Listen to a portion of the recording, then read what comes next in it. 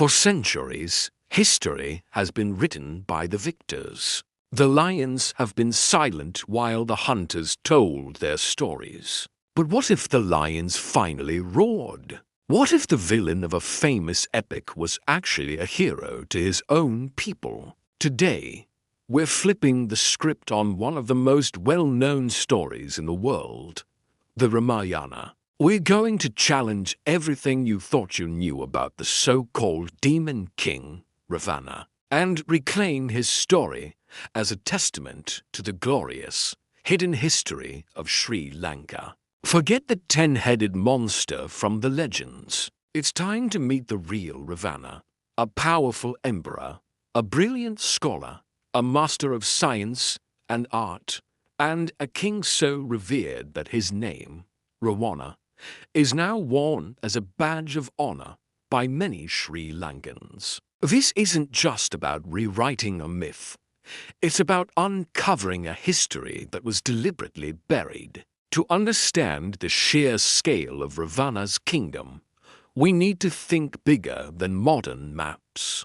Let's travel back in time, way back, to the era of the supercontinent Gondwana. Geological evidence suggests that land masses we now know as India, Sri Lanka, Australia, and Antarctica were once connected. Ancient texts from Sri Lanka, the Ravana authors, describe a vast empire that stretched far beyond the island's current shores. Deep into the Indian subcontinent, this wasn't just some isolated island kingdom.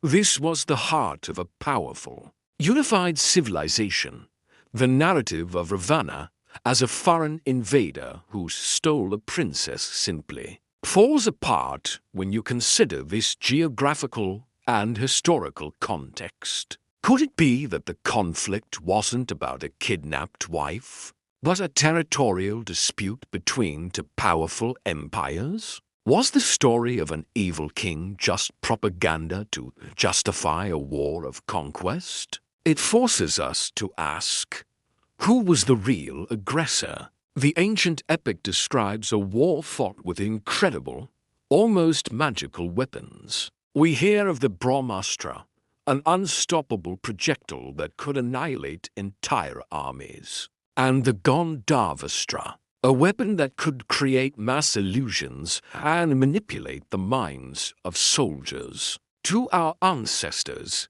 these might have sounded like divine powers, but to us, in the 21st century, they sound eerily familiar. Let's reinterpret this.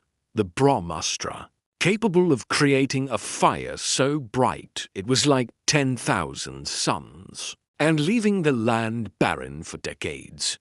Doesn't that sound like a nuclear weapon? What about the Gandharvastra, a weapon that could project illusions and cause psychological chaos? This perfectly describes modern psychotronic weapons, which use electromagnetic frequencies to influence the human brain. Imagine the Ravana war not as a clash of gods and demons with bows and arrows, but as a devastating high-tech conflict between two hyper-advanced civilizations.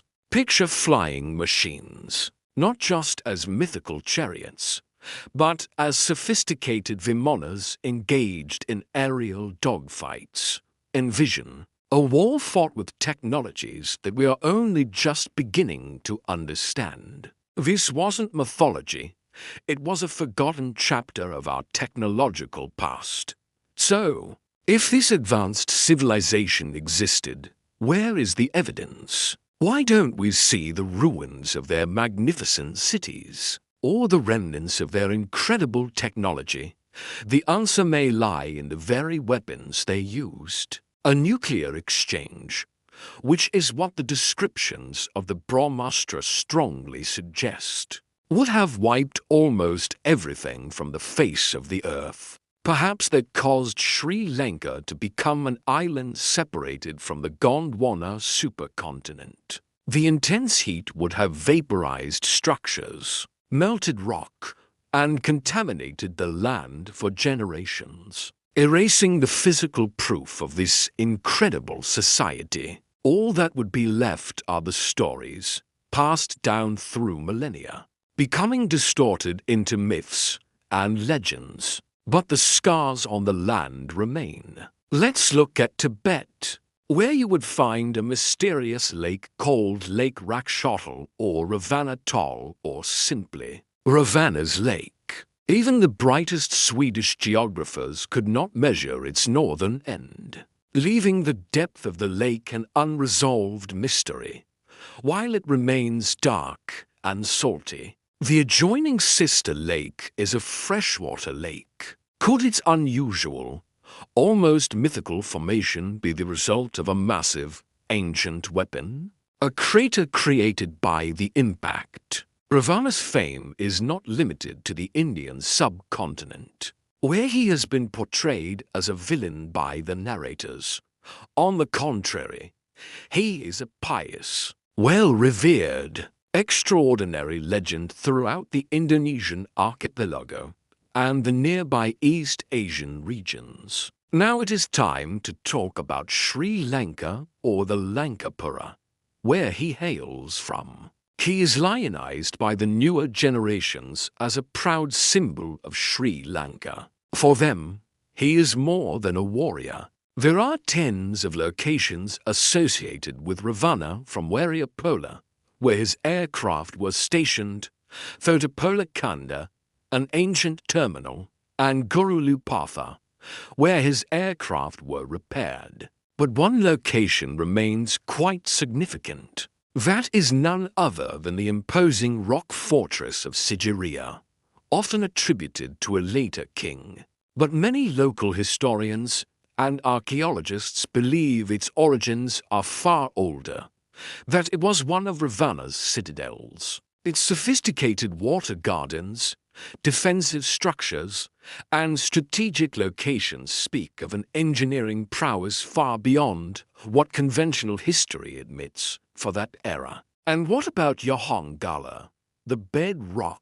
It's a massive, flat-topped mountain where local folklore says Ravana's body was laid to rest after the Great War. Its unique shape and the powerful energy felt by visitors there make it a place of immense spiritual and historical significance. These sites are not just tourist attractions.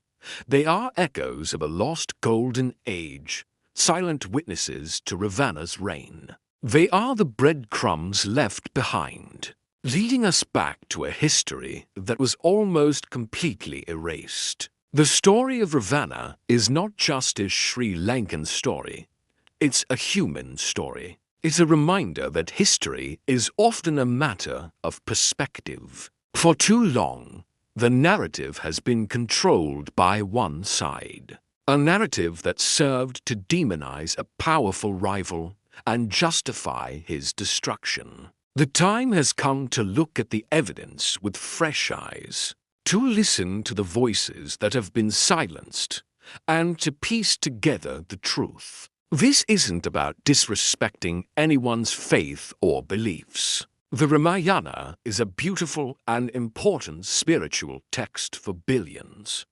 But it's crucial too. Separate religious scripture from historical inquiry. We can honor the epic for its moral and philosophical teachings, while also critically examining its historical claims. We must dare to ask the uncomfortable questions and follow the evidence, wherever it leads, even if it challenges our most cherished stories.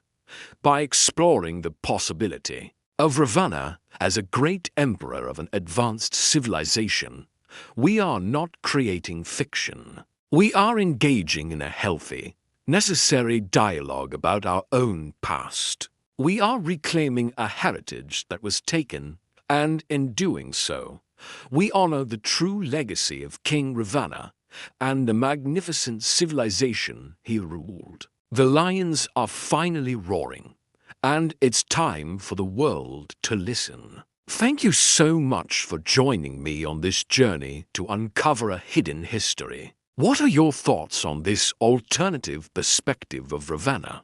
Let me know in the comments below. As usual, this is your host Dhanuka Dickwella signing off with a request. If you found this exploration fascinating, please hit that like button, subscribe to the channel, and ring the bell so you don't miss our next deep dive into the mysteries of the past.